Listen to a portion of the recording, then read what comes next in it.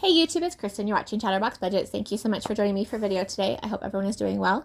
It is Saturday, May 7th, 2022. It's 8:36 a.m. here in Salt Lake City, Utah. I am here to do my monthly budget overview for May. Overview or review? I'm not sure which word to use. Anyway, we'll go over the budget that I've got for May, and I will be doing that in the YNAB app. That's the You Need a Budget app. I am an hourly employee. I'm paid bi-weekly, but I do budget monthly. And I am a month ahead on covering my expenses. So what that means to me is that everything I'm paying for in May is covered from my paychecks in April, and my paychecks in May will go towards my expenses for June. So in the YNAB app, this is the May 2022 budget, the $1,346.32 at the top that's ready to assign, we're going to skip that for right now. That is my paycheck from yesterday, the 6th of May. That will be for June's expenses, so I don't need to budget it until I do that as a separate video. So we're also going to ignore the available column to the far right because that's how much I have as of this moment. But because it's the 7th, I've already paid quite a few bills this week. And so the available is not going to match what I have assigned because I've already paid things. So we're going to go over the assigned column. Before I start that, I do have 3 separate sections to my budget. There's the scheduled expenses, which are things that I know have to be paid.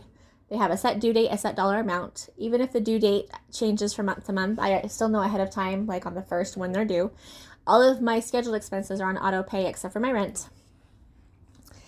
And there's no flexibility with scheduled expenses. I have to pay those bills, and so I can't borrow from those funds if I overspend in other categories. Then with my unscheduled expenses, those are flexible expenses. Those are things like food, gas, stuff like that. And so I do have a little bit more wiggle room for those budgets. I can borrow a little bit from here or there if I need to. I really don't have a lot of extra space because my budget's very tight. But if I need to use a little bit for groceries and I take out the gas budget, I can make it work. And then I have irregular expenses, which are things that come up pretty much consistently, like either through the year or maybe quarterly, maybe monthly, but they're not necessarily like normal everyday expenses. Things like car, auto care, or pet care, or personal care. Like my hair appointments are monthly, but they alternate on how much they're going to cost. Because when I do just a cut, it's one price. When I do a cut and color, it's a different price. And then anyway, so those are not necessarily monthly, and I budget for those when I can. I don't necessarily have room in my budget every paycheck to do that, but I try to. Okay. So for scheduled expenses for the month of May, I have assigned $1,997.58, $59.95 to auto insurance, $63 to cell phone, $52 to electricity, $98.58 to internet. By the way, electricity is on equal pay. Natural gas is also on equal pay. That's $31. Utilities, which are the ones I pay through my apartment complex, that would be water, sewer, trash, pest control, and then community electricity and natural gas, and also an admin fee. That's $63.72 for this month. That does change from month to month because they are billing us from the month before for the utilities. And then subscriptions, it's $219.42. That includes my annual subscriptions as well as my monthly ones. Then my gym membership is $16.09. Auto or home insurance is $7.16. Loan payment is $160.71. That's just the minimum payment. I can't work on making an extra payment right now. Things are just a little too crazy. Rent is $1,225.95. That 95 cents is the fee I pay for using their online portal to pay rent. I don't like paying fees, but the convenience of being able to use the portal and just being able to go online and just pay it and all that stuff has been so nice. And using my electronic funds transfer, it's just a lot less stressful for me. So I pay it. Then unscheduled expenses, we have $700 assigned. So for food or groceries, which that includes any kind of dining out or delivery, $300. Gas or fuel is $60, and I do take my delivery tip for my Walmart grocery deliveries out of my gas budget. I work from home, so I don't use my gas. I actually haven't filled up my gas tank since, I think, October. Although I do need to go fill it up because it's at half a tank. But, yeah, so. And then household is $60. Household is anything you need for maintaining a home. So things like paper towels, toilet paper, laundry soap, dish soap.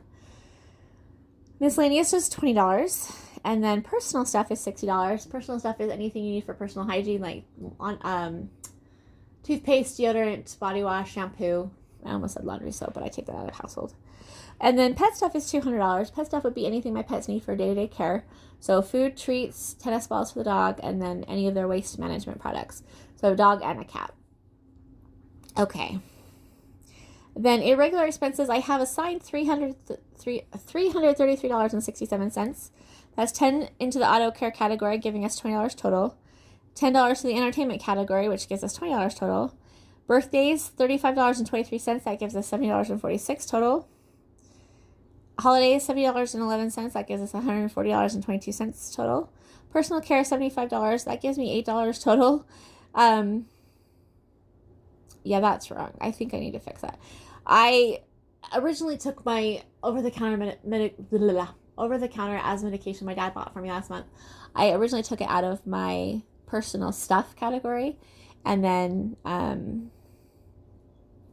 yeah, so that made me have less there. But then I ended up changing it over to personal care, but I forgot to transfer the remaining balance from April into the personal care envelope. So I'll adjust that later. But anyway, personal care is for my basically hair care. Basically, it's my hair appointments. And then pet care, $83.33. So I have $91.67 available. And pet care covers vet bills and grooming for my dog, my cat, and my granddog. And I've said this before, if you've watched my other videos. I help pay for my granddog's expenses because my son, who turns 25 next month, he has been living with roommates since he was 18. And he does his best to be financially independent. He tries really, really hard, and he works really hard. But, of course, life is expensive, and things come up. And so when he needs help, I would rather help him with things for her so that he doesn't have to worry about having the money to take care of her. Having been a single parent for 25 years, almost 26, I guess, since I count while I was pregnant, I know how it feels to be stressed out about how you're going to take care of things your kid needs. And so even though she's not a human child, she's his baby, or his kid. He loves her and he takes care of her and he wants her to be taken care of. So helping him with her makes me feel good, and there's a lot more of a positive association with it. I don't know how to explain it, but instead of him borrowing money from me to pay a bill, it's just more fun to say, okay, here's some money for getting Freya groomed or whatever. It's a very different attitude for me when I do it that way. It's more like it's a gift, basically, and I don't mind doing it. I don't get my dog groomed just because I should, but he didn't handle it well the first time my son took him, and I haven't taken him since then. But I groom him at home. He gets baths here, I brush his hair, and he's a short-haired dog, and he sheds constantly, and so, I mean, his hair, he probably could use a trim, but anyway, that's a lot of rambling. Shopping, $40. I have $65.92 there. I'm trying to put a little extra aside so that at the end of the year, when I need to buy my planners for 2023, I already have the money set aside. But that's the category I tend to spend from all the time. So travel is $10. That gives us $20 in there total. And then my contingency fund, which are my version of the contingency fund is my version of emergency fund. My irregular expenses are my version of the sinking funds. So contingency funds, I have $478.14 total. I put $307.03 into my cash contingency fund. I like to keep cash on hand just in case there's something that needs cash. Then I have it here, plus it's locked in my safe. And then my digital funds, there's $171.11 as of right now. I use my 52-week challenge money to put into that. So that's what's sitting in my Capital One 360 savings account. My HSA, my health savings account, I have $1,131 available as of today. I did get a contribution yesterday from my employer and myself, but I used 100 and something for my prescriptions. I had a nasal spray refill that was like $150 for 3 months supply. And then my son needed some stuff. So what I do is I put the funds in the main category, the HSA fund category, and then I move it over to cover whatever category it is when I use it. So I like having it separated out so I can tell if it was medical, pharmacy, dental, vision, or chiro. So in this case, I took $300 out of the HSA main fund and put it into the pharmacy fund to cover those expenses. And I do need to go pick up some more over-the-counter asthma medication, but I just have to force myself to go to Walmart. And because I've been coughing pretty much consistently for a month now, I just, first of all, I don't have the energy to go anywhere, but also being in public and coughing, it's just, it's not fun.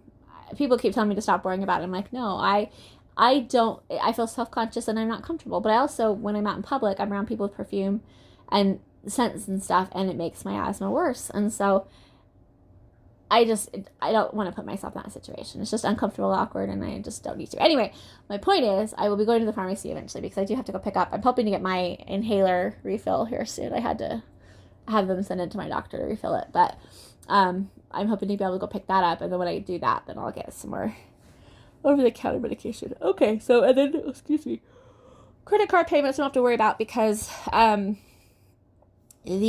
so I use 4 credit cards and I have them all for separate things. So my Capital One MasterCard is the card I use for my unscheduled expenses. So for groceries, gas, and everything. I pay with the credit card, and then I pay the credit card off once a week. And then my Prime Signature Visa, I use that to pay for my scheduled expenses that are more optional, like Netflix, Hulu, things like that. So I use that for those, and then I pay that one off every week. And then Discover Card I use for my scheduled expenses that are not optional. So for my internet and my cell phone bill. I don't pay my gas, my natural gas or my electricity off the credit card because at the time when I set up auto pay, like 10 years ago, whatever it was more money to pay with credit cards. So I've just left it electronic funds transfer, which is fine. So anyway, but I use the Discover card, then I pay the Discover card off every week. I do get cash back on all 4 of my credit cards. So using them and then getting the cash back is just kind of fun.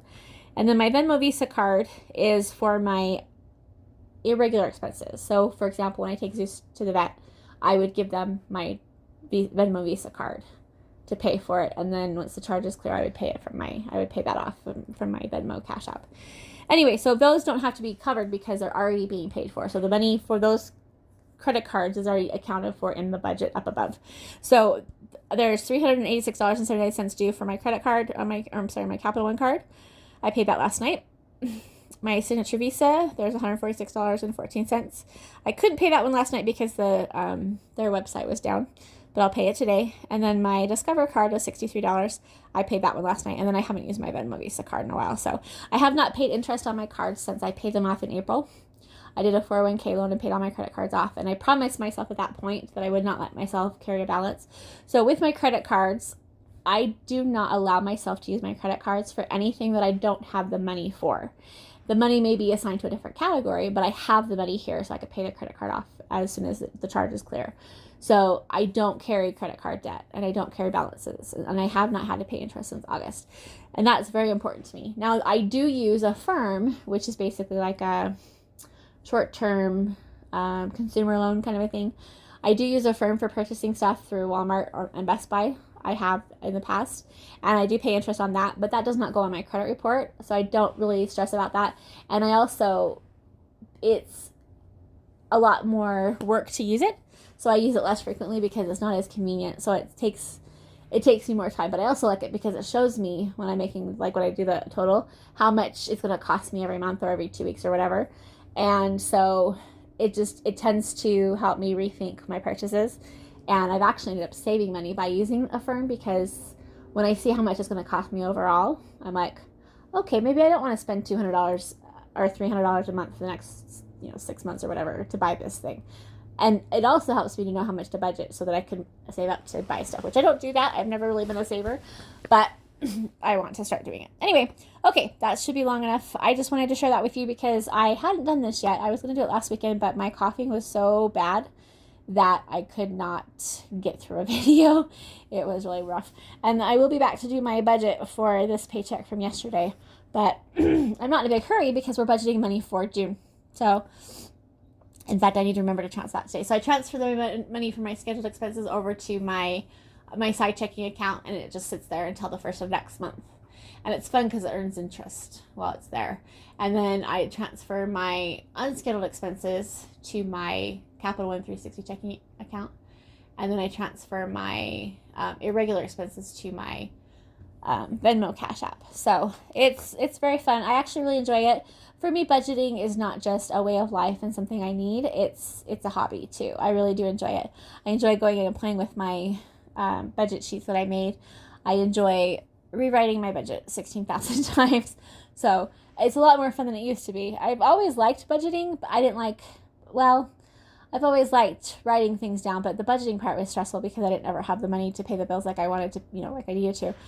It's been very rough in the past. And so now that I have the month ahead, excuse me, I can't get a good cough out. Now that I have the month ahead, I feel so much like it's fun. And one thing that's nice about being a month ahead is if something were to happen, I basically do have an emergency fund kind of built in. So that $1,346.32, since that's not needed till June, I do have money if I need it. Like, it's there. It would put me back on being paycheck to paycheck again, but that wouldn't be the end of the world. So it's kind of nice because even though I don't have a full contingency fund or emergency fund right now, I do have that. So I feel a lot better. I used to be paycheck to paycheck. In fact, a year ago, maybe, or 2 years ago, I would have been negative before my paycheck even went to my, like when my paycheck came through, my account would be negative. So anyway, all right, that's enough rambling for me. I am going to go take some Benadryl and then go vacuum. I have to take it before I vacuum because it makes me so itchy and so sneezy, and then once it kicks in, it makes me drowsy. Then I take a quick nap and then I get back up and do some more cleaning. It's the only way to survive with allergy season and my asthma and my allergies. So, all right, you guys, thank you so much for being here. I hope you guys have a great day. And for any of you who any of you who have not been enjoying the YNAB app, I apologize. I am hoping to get back to being able to do paper budgets too in the future. But to be honest with you, I'm going to continue to do these. I may add paper budgets back in, but this is so much fun. I love it. I enjoy it.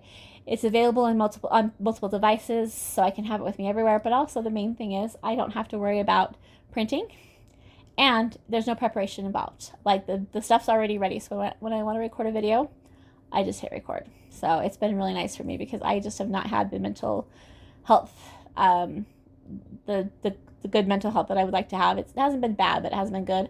So it's been really nice to be able to have that be something I could cut out of my,